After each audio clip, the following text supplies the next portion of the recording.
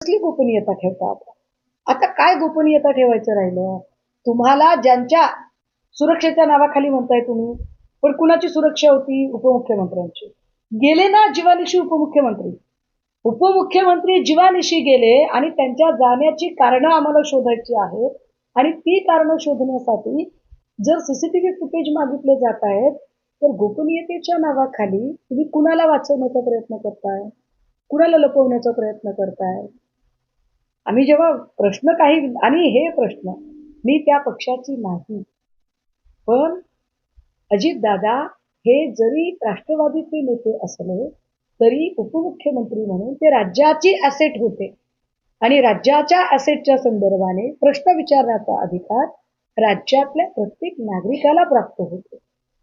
पण प्रश्न विचारणाऱ्याचीच खिल्ली उडवणं आणि त्यालाच अशा पद्धतीने ट्रोल करणं हे जे आहे हा गलिच्छपणा आहे आणि उलट असं करून भाजपा स्वतःची विश्वासार्हता संपवत आहे.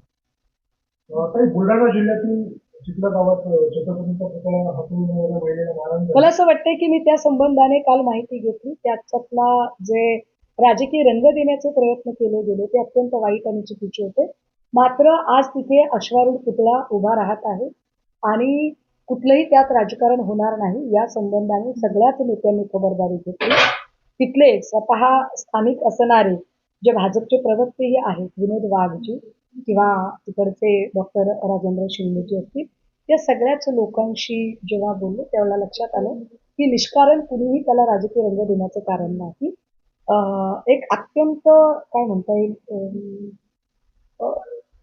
कर्णोपकरणी चर्चा पसरली आणि त्यातनं तो तणाव निर्माण झाला. पण तो तणाव आता निवळलेला आहे आणि त्यावर आता एक जबाबदार पदाधिकारी म्हणून मी बोलून पुन्हा कुठलाही तणाव वाढवू नये.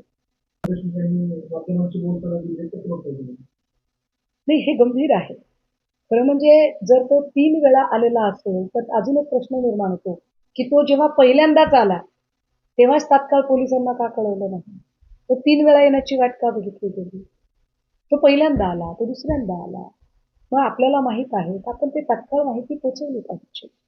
कारण काय आहे बघा दोन्ही बाजूंनी सारासार चर्चा त्याच्यावर झाली पाहिजे.